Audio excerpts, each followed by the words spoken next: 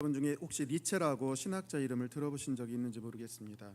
니체는 할아버지와 아버지가 독일 루터교회 목사였고 할머니와 어머니가 목회자 가문 출신이었다고 합니다. 그야말로 경건한 가정 출신이라고 할 수 있죠.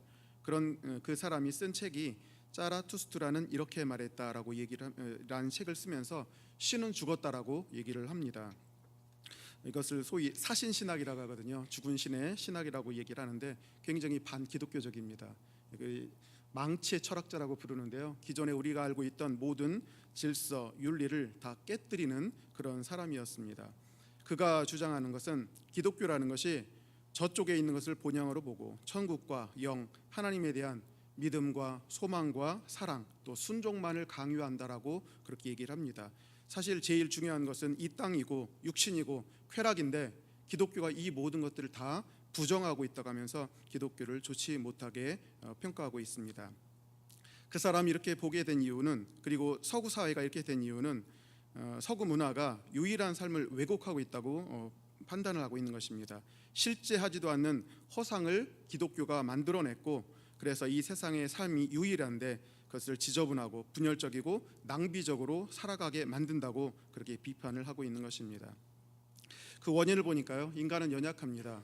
연약하기 때문에 고통이 오게 된다면 그것을 직면해서 이겨낼 힘이 없습니다. 그렇다 보니까 어떤 하나의 도피처로서 하나님의 개념을 만들고 천국을 만들고 영생의 개념을 만든 뒤에 저 피 안에 가면 우리가 죽은 뒤에 저 천국에 갈 수 있으려니라고 하면서 저 피 안으로 행복을 투사시킨대요. 그리고 나서 도피하려고 한답니다. 그의 표현을 빌리자면 이것은 지극히 인간적이고 너무나 인간적인 그런 반응이라고 얘기를 합니다.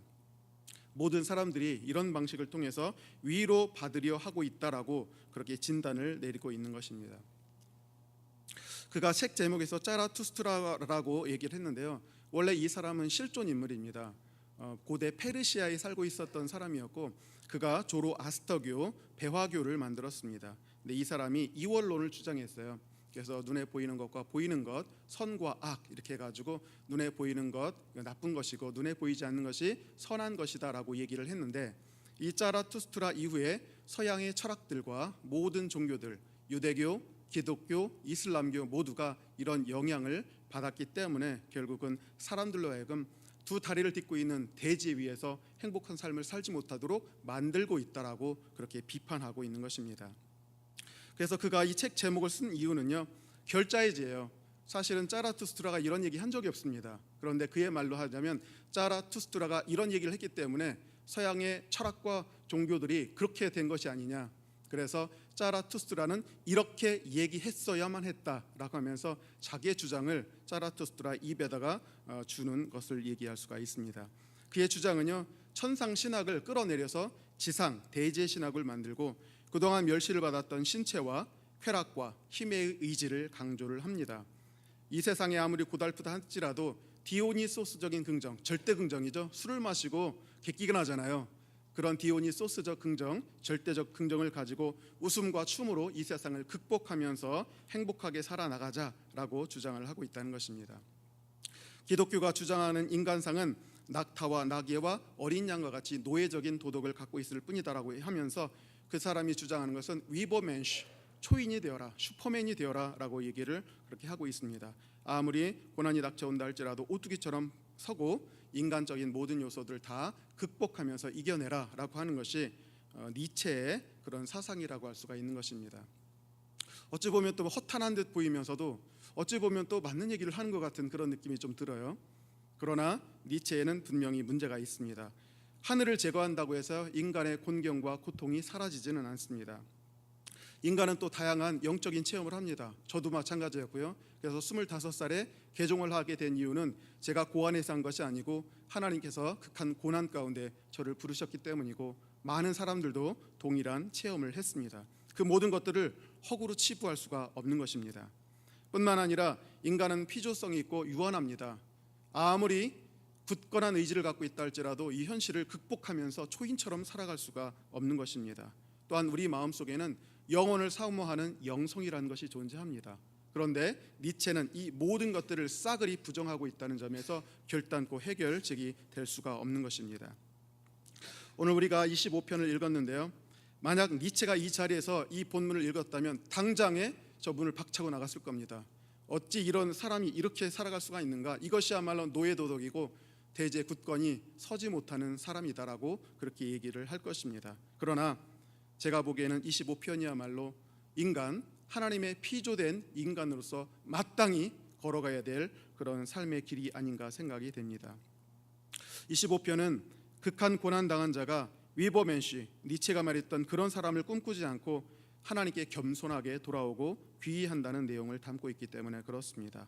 하나님을 떠나니까 탕자처럼 살아갈 수밖에 없고 죄와 허물 가운데 허우적거릴 수밖에 없고 극한 고난을 만나서 결국은 견디다 못하여 회개하고 하나님께 나와서 그분의 지혜와 구원과 인도하심을 구한다는 내용이기 때문에 그렇습니다. 표제는 다윗의 시편으로 되어 있지만 이게 꼭 다윗만의 문제는 아닙니다. 저가 그랬고요, 여러분도 동일하다고 생각을 합니다. 이 세상에서 연약하고 흠 많은 모든 인간의 경험이 여기에 다 담겨 있는 것이 아닌가 생각이 됩니다. 그래서 저는 오늘 시편 제목을요, 저의 설교 제목을 탕자의 시편이라고 그렇게 얘기를 했습니다. 우리 인생 과정을 조명해 줄 것이고 앞으로 우리가 어떻게 살아가야 될지를 이 시편이 보여주고 있다고 생각하면서 목회적으로도 활용도가 상당히 높다고 생각을 합니다. 피터 크레이기라는 학자는요, 이 시편을 가만히 읽어보면 탄원과 신뢰 어린 확신 사이에 왕래가 왔다 갔다 한대요. 때로는 울부짖기도 하고 때로는 하나님이 나를 구원해 주실 거야 라는 확신이 또한 음조가 섞여 있다고 얘기를 합니다. 이 시편은 어찌 보면 탄식시 같기도 하고 어찌 보면 하나님의 사랑을 확신하는 노래 같기도 하고 어떤 때는 지혜시로서 하나님의 지혜를 간구하는 시 같기도 한데 굉장히 많은 요소들이 융합되어 있기 때문에 여러분들이 딱 읽는 순간 마음에 팍 와닿지는 않을 것입니다. 그러나 인간의 마음이 원래 복잡하잖아요. 그래서 이런 모든 내용이 사실은 한 저자에 의해서 쓰여졌다고 할 수가 있는 것입니다. 오늘 저는 탕자의 시편을 통해서 연약한 인간의 본연의 모습을 한번 확인해 보고자 합니다. 그리고 신앙의 여정의 빛을 비춰준다면 우리가 나아갈 길도 한번 살펴보고자 합니다. 일단 이 시인은요 16절부터 21절 사이에서 자기가 얼마나 큰 고난에 직면해 있는지를 진술하면서 하나님, 내가 정말로 큰 고난 가운데 있습니다. 나를 건져 주셔야 됩니다 라고 얘기하면서 5가지의 큰 고난을 얘기하고 있습니다. 16절부터 20절까지 읽겠습니다. 주여, 나는 외롭고 괴로우니 내게 돌이키사 나에게 은혜를 베푸소서. 내 마음에 근심이 많사오니 나를 고난에서 끌어내소서. 나의 곤고와 환난을 보시고 내 모든 죄를 사하소서. 내 원수를 보소서. 그들의 수가 많고 나를 심히 미워하나이다. 내 영혼을 지켜 나를 구원하소서. 내가 죽게 피하오니 수치를 당하지 않게 하소서라고 되어 있습니다. 제가 보니까요 5가지의 큰 괴로움 가운데 있더라고요. 외롭다, 괴롭다, 마음에 근심이 있다, 곤고와 환난이 나를 두르고 있다, 원수들이 많고 그들이 심각하게 나를 대적하고 있다라고 그렇게 얘기를 하고 있는 것입니다. 인생은 원래 외로운 존재죠. 친구가 있다 할지라도 배우자가 있다 할지라도 인생은 근본적으로 보게 된다면 외로운 존재입니다.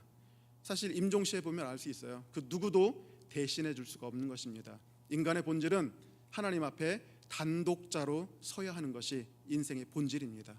옆에 아무리 가까운 사람이 있다 할지라도 소용없다는 얘기죠. 그런데 고난으로서의 외로움도 닥치게 된다는 얘기죠. 사업이 실패했다, 부도가 생겼다, 질병에 걸렸다, 무능력하다, 그러면 사람들이 다 떠납니다. 인생 본질도 외로운데 고난으로 오는 외로움이 얼마나 더 크겠습니까? 이것이 바로 인생이다라고 할 수가 있는 것이죠. 괴롭다고 얘기를 합니다. 원래 살아있는 것은 괴로움입니다. 괴로움과 고통이 있다는 것은 그가 생명이 있다는 뜻이죠. 그래서 어떤 철학자는 그러더라고요. 나는 생각한다, 고로 존재한다라고 얘기를 하는데 저는 다시 얘기합니다. 나는 고통받는다, 고로 나는 살아있음을 느낀다라고 얘기를 할 수가 있다는 얘기죠. 인생은 괴로운 존재입니다. 뿐만 아닙니다. 짐승은 없어요.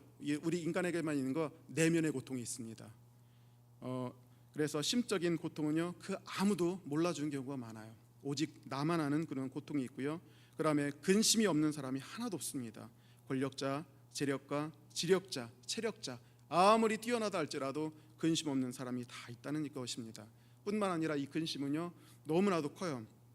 너무나도 가혹하다고 할 수가 있는 것입니다. 마음의 즐거움은 양약이라도 심령의 근심은 뼈를 마르게 한다고 얘기를 하는데 바로 인생들이 바로 이런 마음의 근심 가운데 있다는 얘기입니다. 외부적으로는 또 어떻습니까? 곤란과 환란이 찾아옵니다. 그리고 또 원수가 많고 심각합니다. 원래 인간은 사회적인 동물이고 관계적인 동물입니다. 사회를 떠나서는 절대로 인격적으로나 생존에 있어서 살아갈 수가 없는 존재가 인간이라는 얘기죠. 그래서 우리가 맺고 있는 관계의 질과 관계의 성격이 우리에게 생존 여부를 가능하게 하고요, 기쁨과 슬픔을 주기도 한다는 것입니다. 그래서 우리는 최선을 다해서 관계를 잘 맺으려고 노력하는데 관계가 최악으로 빠지는 경우가 있죠. 그게 바로 원수가 되는 것입니다.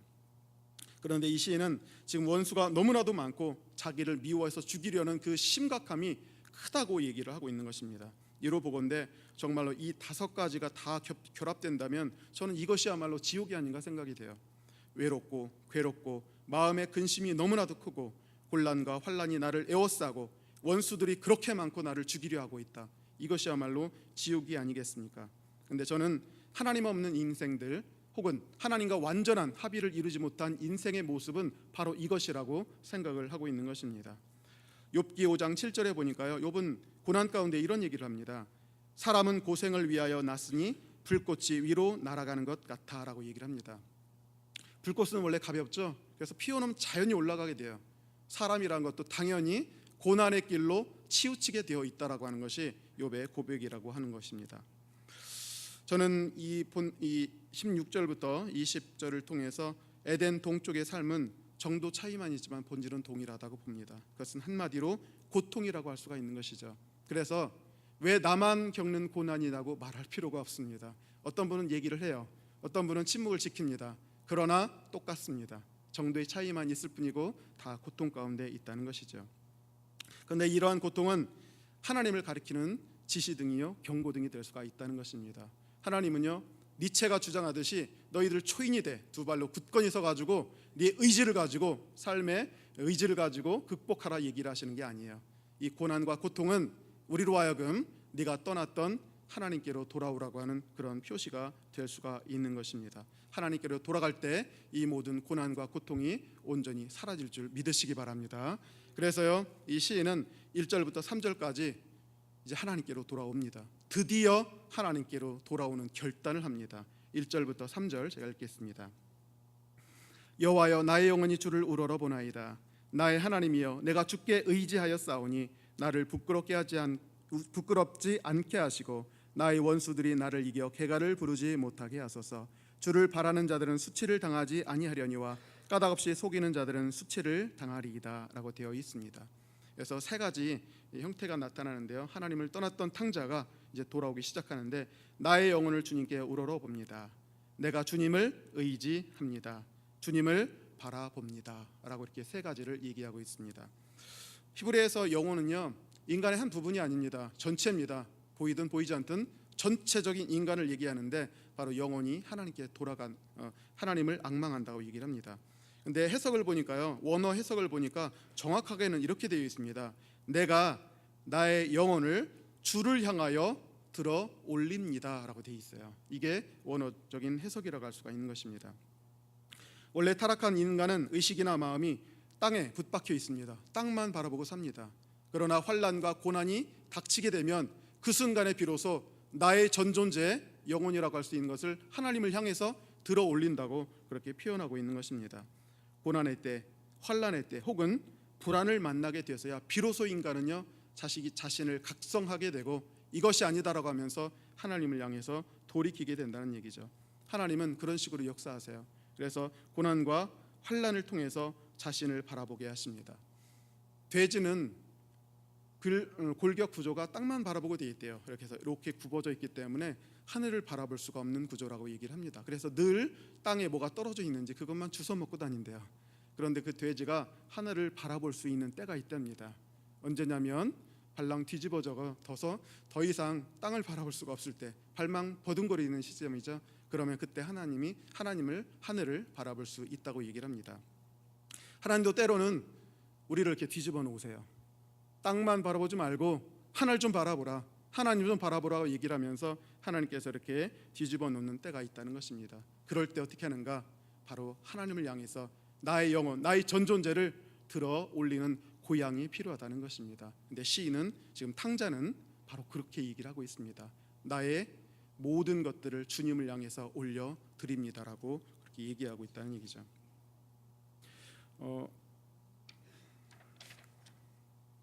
두 번째는요, 주님을 의지한다고 얘기를 하고 있습니다. 주님을 의지합니다. 의지한다는 게 무슨 뜻일까요? 저는 의지한다는 것이 귀의한다고 생각을 합니다. 귀의한다, 다시 말해서 인생의 주도권을 맡긴다는 것입니다. 주님을 의지한다고 할 때 하나님을 마치 짐꾼이나 또한 나의 하인처럼 생각하시면 안 돼요. 내가 주님을 의지합니다, 내가 계획을 세웠으니 나 좀 서포팅 해주세요가 아니라, 내가 주님을 의지한다고 말을 했을 때는 나의 인생의 주도권을 주님께 맡겨드린다는 그런 의미가 같이 들어있다는 것입니다. 내가 내 인생의 운전대를 맡고 운전해 보았지만 나에게 주어지는 것은 고통뿐이었습니다. 이제 내가 내 운전대를 주님께 맡겨드립니다. 주님께서 운전석에 앉아주시고 나는 조수석에 앉겠습니다. 주님께서 나의 삶을 인도하여 주셔서 이 고통을 벗어나게 해달라고 하는 것이 바로 이 말씀 속에 들어있다는 것이죠. 세 번째는 주님을 바란다라고 되어 있습니다. 바라다라는 말 뜻은요, 기다린다는 뜻이에요. 그래서 이 시인은 하나님의 응답을 기다립니다. 겸손하고 조용하게. 왜냐하면 응답의 주체는 자기 자신이 아닙니다. 고난은 자기에게 있지 않습니다. 그래서 이 시인은 하나님께 겸손하게 응답을 기다리고 있다는 얘기죠. 가만히 보니까 이 시인의 태도 속에는 하나님을 향한 신뢰와 확신이 가득하고 겸손과 인내와 소망으로 하나님을 바라보고 있는데, 이것이 바로 하나님을 향한 올바른 태도라고 할 수가 있는 것입니다. 고난 가운데 있다 할지라도 하나님을 향해서 항의하고 불신하고 하나님을 윽박지르고 왜 빨리 구원해 주지 않느냐, 공격하지 않는다는 것입니다. 내가 하나님을 기다립니다, 내가 하나님을 바라봅니다 라고 하는 것은 바로 이러한 겸허한 태도가 들어있다는 것이죠. 풍랑 만난 예수님의 제자들 아마 예수님께 무례하게 했던 모양이에요. 왜 이렇게 우리를 구원해 주지 않느냐고. 나중에 예수님께 책망을 듣잖아요. 무례해서는 안 되는 것입니다. 고난받은 자 하나님께 이러한 방식으로 나아가야 된다는 것을 확인해 볼 수가 있는 것입니다. 근데 특별히 1절부터 3절에 수치와 부끄러움이라는 얘기가 나와요. 아까 5가지 그 고난 얘기가 나왔는데 거기는 포함이 안 됐었거든요. 근데 갑자기 수치와 부끄러움이 나오는데 아마도 이 시인이 독특하게 어떤 부끄러움 상황, 수치 상황 가운데 들어있는 것이 아닌가 생각이 되는데, 저는 이 수치와 부끄러움도 하나님이 자기께로 돌이키게 만드는 하나의 섭리의 도구가 될 수 있겠다라고 생각을 합니다. 아담과 하와가 타락했을 때 제일 먼저 느꼈던 감정이 바로 부끄러움이었습니다. 수치의 감정이었어요. 왜냐하면 영광의 존재가 하나님으로부터 떠나는 순간 당연히 찾아오는 것이 부끄러움입니다. 짐승에겐 부끄러움이 없어요. 근데 우리 인간은 영광의 존재였기 때문에 하나님을 떠난다면 부끄러움이 찾아올 수가 있는 것입니다. 영광이냐 부끄러움이냐 둘 중에 하나입니다. 이것 아니면 저겁니다. 로마서 3장 23절에 모든 사람이 죄를 범하였음에 하나님의 영광에 이르지 못했다라고 얘기를 합니다. 영광, 다양한 의미가 있을 수 있지만 영광에서 떨어지는 순간 죽음과 수치입니다. 그래서 우리는 부끄러움과 수치 가운데 있다면 당연히 깨달아야 될 것이 내가 하나님으로부터 멀어져 있구나. 결국 이것을 해결해 줄 수 있는 분은 하나님밖에 없다는 사실을 깨닫고 하나님 앞에 나가야 된다는 얘기죠. 어떤 일인지 모르겠습니다만 다윗을 혹은 이 시인을 부끄러움 상황 가운데, 정말로 극단적인 부끄러움 가운데 빠뜨리심으로 말미암아 더 이상 안 되겠다라고 하면서 그 자리를 박차고 나오게 하신 것이 아닌가 생각이 됩니다. 이와 같이 고난과 수치는 하나님의 메가폰입니다. 그래서 인간은 원래 귀머거리요 완악한 자들입니다. 웬만해서는 하나님께 돌이키지 않습니다. 하늘을 바라보지 않습니다. 그때 주님께서 이렇게 고난도 주시고 수치를 주심으로 말미암아 내 영혼을 하나님께 다 들어올립니다. 고양시킵니다. 하나님께 전폭적으로 의지하면서 내 운전대를 맡겨드립니다. 오직 겸손하게 주님의 응답을 기다리겠습니다라고 하는 태도로 나갈 수밖에 없다는 것이죠. 그래서 우리는 고난이 왔을 때 하나님께 나가시기 바랍니다. 하나님을 의지하시기 바랍니다. 하나님을 찾으시기 바랍니다. 거기에 해결의 방안이 들어있는 것입니다. 저는 여기 딱 하는 순간요, 괴로울 때 주님의 얼굴 보라라는 노래가 탁 튀어나오더라고요. 괴로울 때 주님은, 자막 잠깐만 보여주세요. 괴로울 때 주님의 얼굴 보라, 평화의 주님 바라보아라. 세상에서 시달린 친구들아 위로의 주님 바라보아라. 눈을 들어 주를 보라, 내 모든 염려 주께 맡겨라. 슬플 때 주님의 얼굴 보라, 사랑의 주님 안식 주리라. 힘이 없고 내 마음 연약할 때 능력의 주님 바라보아라. 주의 이름 부르는 모든 자는 힘 주시고 늘 지켜주시리라고 되어 있습니다.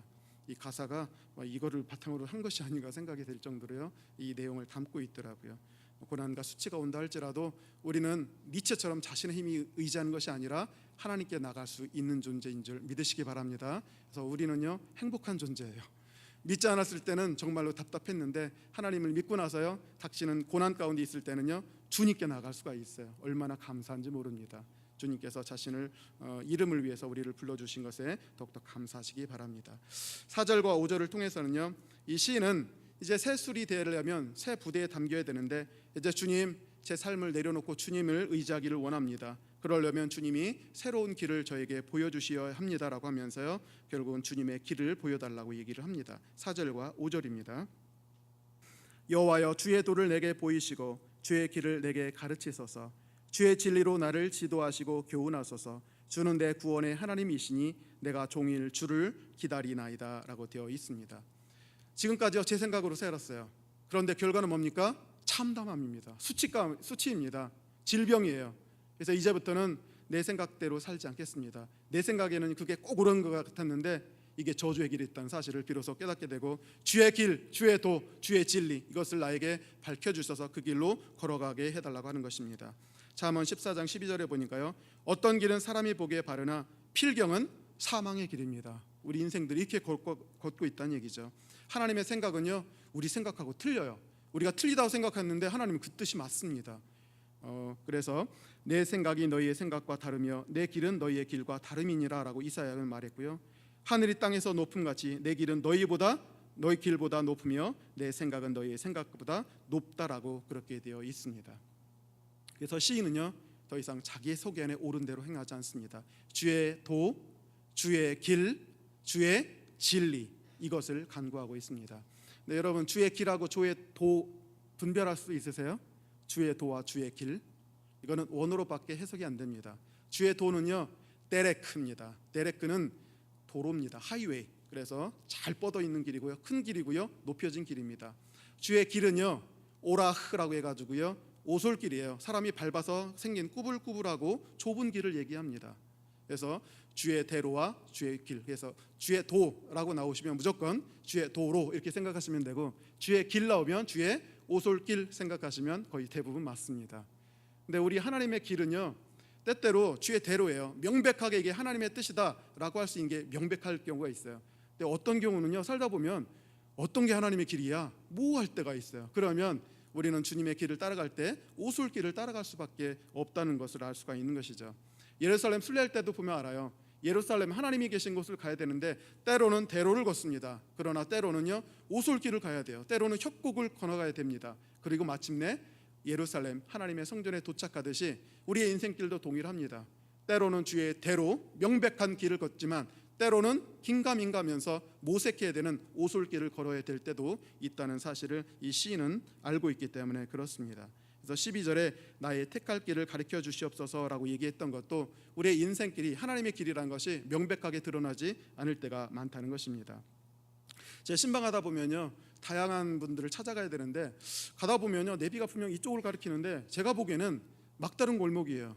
저 분명히 길이 없을 것 같아요. 근데 내비는 자꾸 가리키거든요 가라고.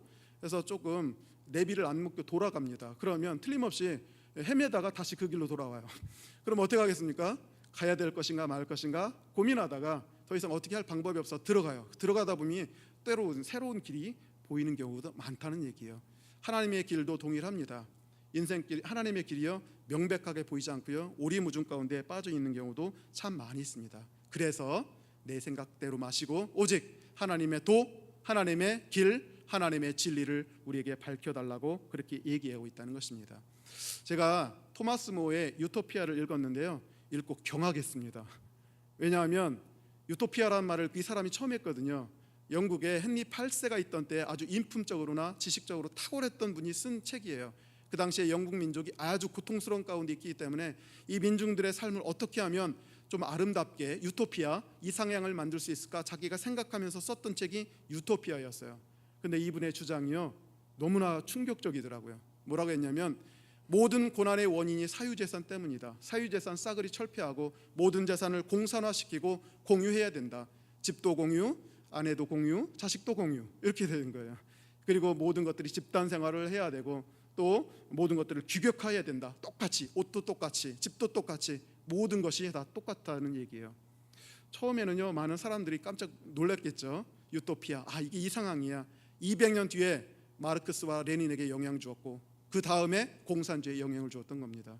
분명히 자기 자신의 생각으로는요, 1500년대에는 이 토마스 모어라는 사람이 어떻게 하면 민중의 삶을 아름답고 윤택하게 해줄 것인가 라는 생각으로 만든 것인데, 이게 가장 지옥적인 삶을 만들어낼 수가 있다는 얘기예요.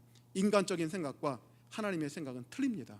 그래서 우리는요, 항상 어떤 상황 가운데 있다 할지라도 결국은 하나님의 길을 찾아야 됩니다. 때로는 대로로, 때로는 오솔길로 나아가는 그 길을 밝혀달라고 주님께 간구해야 된다는 것입니다. 지난 초에요, 1월 초에 우리 교역자하고 교역자 가족이 MT를 가게 되었습니다. 감사하게도 우리 김성환 장로님하고 양명원 장로님께서 방 3개씩 예약도 해주시고 지불도 다 해주셨어요. 그래서 우리가 여유 있게 좀 쓸 수가 있었는데요. 처음에는 막 방들이 흩어져 있길래 좀 한 건물로 모아달라고 그랬어요. 그래서 여러 군데 이제 이렇게 해가지고 한 건물로 다 모였거든요. 근데 떠나기 전날, 그래서 제가 2번이나 확인했어요, 제 아내하고. 그래서 방 크기가 얼마냐, 누구 어떤 가족을 배치를 할까 하면서 다 조사를 해가지고 표까지 딱 만들어 놨습니다. 근데 떠나기 전날 김성환 장로님께서 마지막으로 카톡으로 예약 상황을 알려주시더라고요. 근데 확인을 하지 않았습니다. 그래서 당일날 가서 체크인을 하는데요, 참 예쁘장한 여직원이 딱 서 있더라고요. 그러면서 체크인 딱 하는데 방을 우리가 6개 달라라고 했더니요, 방이 6개가 아니라 5개밖에 없대요. 깜짝 놀랐습니다. 그래서 조사해 봤더니 김성환 장로님께서 해주신 것이 원래 3개여야 되는데 2개밖에 안 되고 1개가 취소가 되었대요. 얼마나 당황스럽습니까? 그래서 그럴 리가 없다, 분명히 완불까지 됐다고 얘기를 했는데 무슨 소리냐 그러면서 제가 핸드폰으로 온 것까지 보여주고 막 이렇게 하면서 이렇게 검색해봐라, 저렇게 검색해보라 했어요. 근데 그분들이 이렇게 하더니 없어요 그러더라고요. 너무나도 딱딱하고요, 마치 귀찮은 듯 막 그렇게 얘기를 하시더라고요. 그러니까 더 이상 예약 상황이 없으니까 그냥 떠나세요, 뭐 이런 식이에요. 그래서 너무나도 당황스러운데 어떻게 하겠습니까? 다 뒤를 보니까 담임 목사님 이야 다 오랫동안 기다려가지고 더 이상 기다릴 수가 없었어요. 그래서 그 순간 빨리 1개를 더 추가로 예약을 하고요, 일정을 진행하고 나중에 문제를 해결하겠다 했습니다. 저녁 늦게 되니까요, 김성환 장로님한테 전화가 왔더라고요. 잘 지내고 있냐고. 그래서 방 하나가 취소된 것 같다고 그렇게 얘기했더니 그럴 리가 없다고, 내가 분명히 해가지고 돈까지 지불했는 게 무슨 소리냐고. 그래서 다음 날 일찍 일어나가지고요, 조사도 할 겸 그리고 지불도 할 겸 내려갔어요. 이번에는 팀장인 듯한 남성이 딱 서 계시더라고요. 그래서 그분한테 자초지종 얘기를 하고 다 보여줬어요. 그랬더니 그분이 꼼꼼하게 살펴보더라고요. 다 보더니 예약 번호 하나가 틀렸네요라고 하더라고요. 방이 7개가 잡혀 있었대요. 1개가 숨어 있었어요. 그래서 예약만 하고 노쇼, 나타나지가 않은 것이었어요. 그러니까 그 방은 하루가 텅 비어 있었다는 얘기죠. 그분은 이렇게 하더니 몇 병 검색하더니 딱 7개를 찾아내더라고요. 얼마나 깜짝 놀랐는지 몰랐어요. 그리고 딱 하는 순간, 또 그 순간에 또 김성환 장로님이 부하 직원을 닥달했는지 그 직원이 또 이쪽 여직원하고 통화를 하면서 아주 거칠게 항의를 했던 모양이에요. 저 끝에 딱 보니까요, 여자 얼굴이 울그락불그락 하면서 막 죽을 상이더라고요. 그래서 원인을 발견해서 예약 번호가 마지막 순간에 하나가 바뀌어가지고, 저는 이제 종이에는 2번 확인한 그 옛날 번호였고 새로 온 번호가 하나가 바뀌어 있었다는 사실을 몰랐는데, 사실 검색하면 다 되는 거거든요. 얼마든지 발견할 수도 있고, 그 팀장은 순식간에 발견해서 7개 달았고 얘기를 했는데, 그 여성분은 너무나도 수동적이고요 그랬어요. 그러면서 그 남성분이 이제 힐끗힐끗하면서 여직원을 보더라고요. 막 얼굴이 울그락불그락하고 있으니까 저 여직원 상처를 쉽게 받는데 큰일 났다, 그런 얘기를 하더라고요. 근데 눈치를 보니까 좋아하는 모양이에요.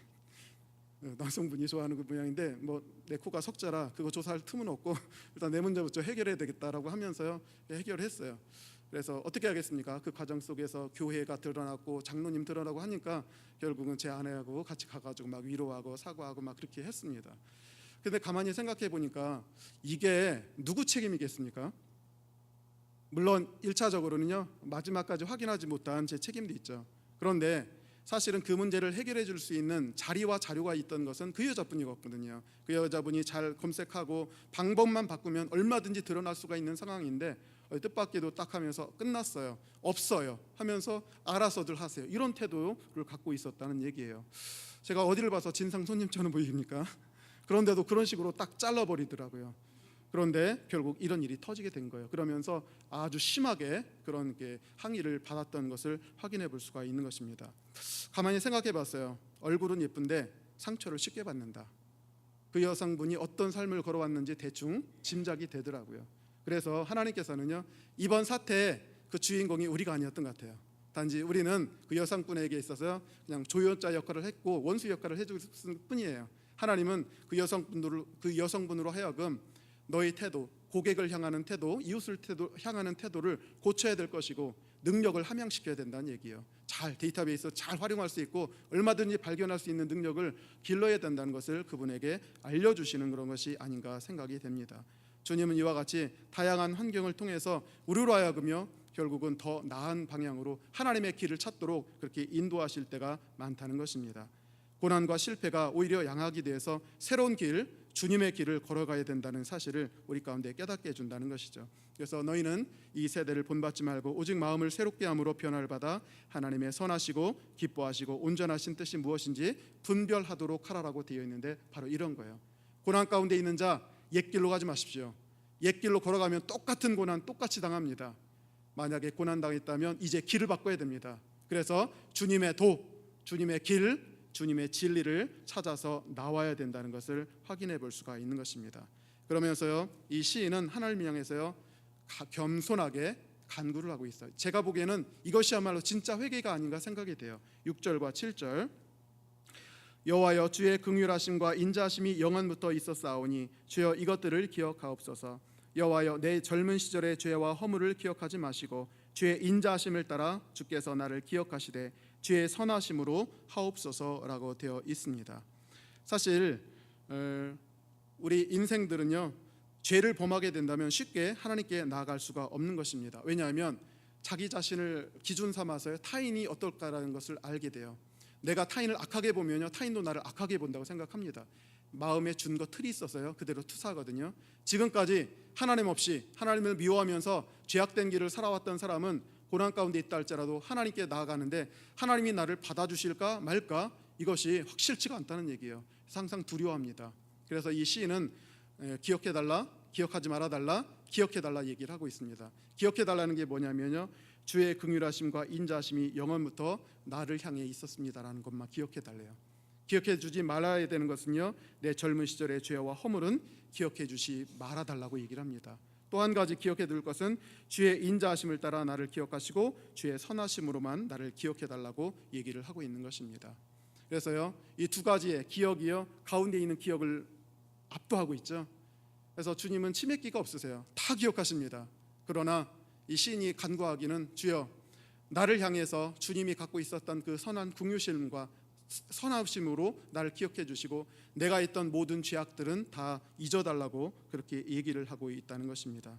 그래서 여기서 가만히 보니까요, 첫째 긍휼하심이라는 단어가 나오는데 이 원어가 라함입니다. 긍휼하심, 라함. 라함이라는 단어는 레헴이라고 하는 단어에서 나왔는데 이것은 어머니의 모태 자궁입니다. 그러니까 어머니가 자기 자식을 향한 그런 끊임없고 한량없는 사랑이라는 얘기죠. 그래서 어머니가요 10달 동안 자기 자식 아기를 키웁니다. 얼마나 사랑스럽겠어요. 그리고 낳습니다. 그리고 유년 시절 천진난만했던 시절을 금지옥역으로 키웁니다. 얼마나 사랑합니까?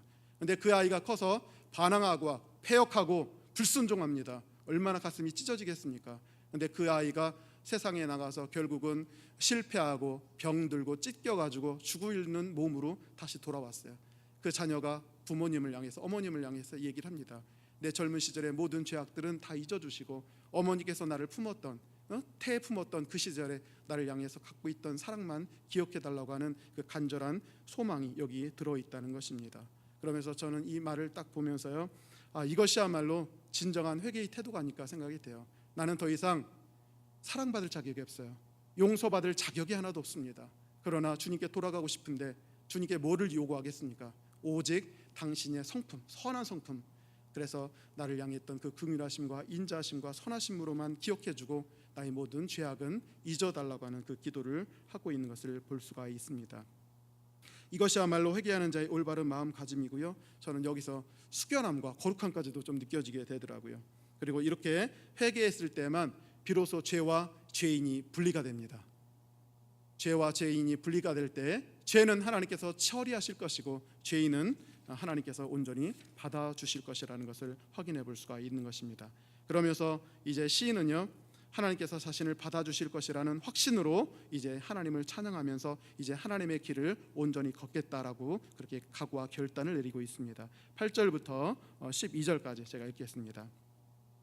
여호와는 선하시고 정직하시니 그러므로 그의 도로 죄인들을 교훈하시리로다. 온유한 자를 정의로 지도하시며 온유한 자에게 그의 도를 가르치시리로다. 여호와의 모든 길은 그의 언약과 증거를 지키는 자에게 인자와 진리로다. 여호와여, 나의 죄악이 크오니 주의 이름으로 말미암아 사하소서. 여호와를 경외하는 자 누구냐? 그가 택할 길을 그에게 가르치시리로다 라고 되어 있습니다. 이제요, 희한하게도 사람이 마음이 낮아지면요, 물이 바다로 쫙 스며들듯이 진짜 겸손한 자, 겸허한 자, 낮아진 자에게는요, 우리가 알지 못할 때 하나님의 은혜가 싹 스며들어요. 성령이 싹 스며들면서요, 용서와 구원의 확신이 드는 모양이에요. 그래서 갑자기 8절부터 12절까지를 노래할 수가 있는 상황이에요.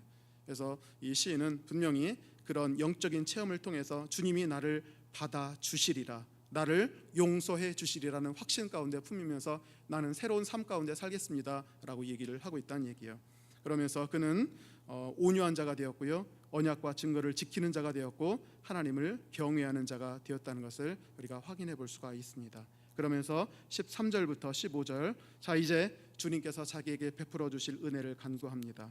자기 영혼이 평안히 살게 될 것이고 그의 자손은 땅을 상속하게 될 것이고 또한 여호와의 친밀하심이 그와 늘 함께 있을 것이고 모든 그물에서 벗어나게 될 것이라는 것을 확인해 볼 수가 있는 것입니다. 저는 오늘 시편 25편의 이야기를 통해서 시편 1편과 좀 대조해 볼 필요가 있어요. 시편 1편도 비슷한 얘기를 하고 있습니다. 그런데 굉장히 정적이에요. 복 있는 사람은 이러한 길을 걷는 자가 아니라 오직 여호와의 율법을 즐거워하여 그의 율법을 주야로 묵상하는 자로다. 그는 시냇가에 심은 나무가 철을 따라 열매를 맺으며 그 잎사귀가 마르지 아니함 같다라고 얘기를 하고 있어요. 참 정적이에요. 우리는 당연히 시편 1편의 그 길을 걸어가야 됩니다. 그런데 인생이 그렇지 않아요. 인생은 그것을 알면서도 꼭 타락하고 가면 합니다. 그러다가 수없이 많은 고난과 질병으로 탕자가 되어서 결국은 남루해진 몸으로 다시 하나님께 돌아옵니다. 주여, 나의 모든 죄악 기억해 주지 마시고 오직 나를 향하신 어머니와 같은 사랑만 기억해 주시고 나를 받아주시옵소서라고 했을 때 주님께서 그를 용서해 주시고 용납해 주시고 그리하여 그로 하여금 새로운 길, 주님의 길, 주님의 도, 주님의 진리로만 나아갈 수 있는 새로운 각오와 결단을 하게 해준다는 것입니다. 기독교인은요, 모범 학생이 아닙니다. 탕자입니다. 그러나 좌절하지 마십시오. 탕자도 주님께서 받아주십니다. 하나님께서 우리에게 이렇게 기독교인을 타락과 황화로 허용해 주시는 이유는 바로 하나님을 더 긴밀히 만나게 돼요. 한번 탕자했다가 돌아온 사람 절대로 다시 하나님을 떠나지 않습니다. 아담과 하와처럼 배반하지 않습니다. 이제는 주의 생명이 원천히 주께 있사오니 절대로 주를 떠나지 않겠다, 이런 확신을 하게 된다는 얘기죠. 주님은 영생과 복과 평강의 근원이신 하나님 곁에 우리를 영원히 두시고자 잠깐 방황에 계셨다가 우리를 불러주십니다. 지금 괴로운 가운데 계십니까? 방황 중에 계십니까? 주님께 돌아가십시오. 마음을 낮추고 주님께 돌아가십시오. 그러면 주님께서 놀라운 복으로 우리를 채워주시고 우리를 더욱더 큰 영광과 복과 영생의 길로 인도해 주실 줄 믿으시기 바랍니다.